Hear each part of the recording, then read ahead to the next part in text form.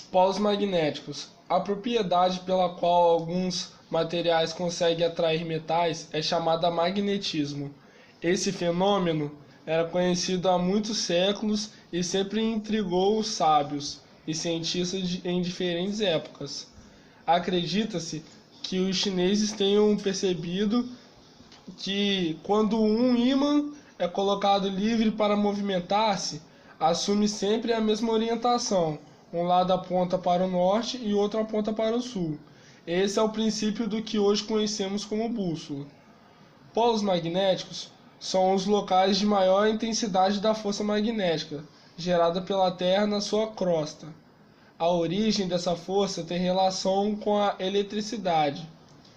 Toda vez que uma carga elétrica realiza um movimento, ela gera um campo magnético, e toda vez que um campo magnético se desloca, gera um campo elétrico. Esse princípio é muito usado em geradores e motores elétricos. O interior quente do nosso planeta é feito principalmente de ferro derretido misturados a outros materiais. O deslocamento e o atrito desses fluidos produzem correntes elétricas. Essas correntes geram campos magnéticos que novamente produzem correntes elétricas em um complexo efeito conhecido como dínamo autossustentado. As posições dos polos magnéticos variam com o tempo. Por esse motivo, a indicação da bússola não é exatamente o norte geográfico.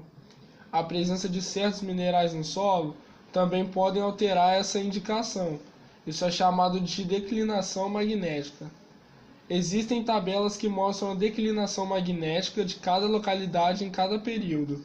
É comum encontrarmos o termo norte magnético em textos de geografia.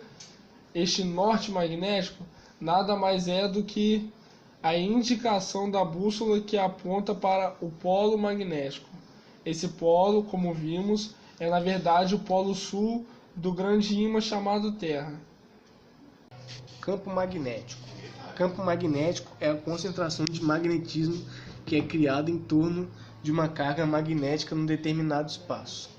É o ímã que cria o campo magnético, da mesma forma como é a carga elétrica e a massa que, respectivamente, criam os campos elétricos e gravitacional. Linhas do campo magnético. As linhas do campo magnético são tangentes, ou seja, elas não podem ser cortadas.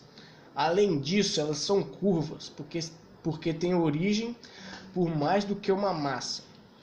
Isso porque os ímãs são dipolos, e os seus polos, norte e sul, não podem ser separados.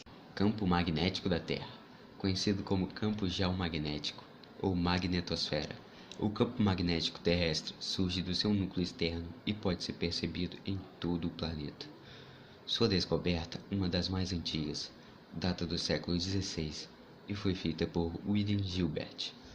Quando o físico reparou as bússolas apontavam sempre para o norte, concluiu que, tal como um ímã, a Terra possuía polos norte e sul.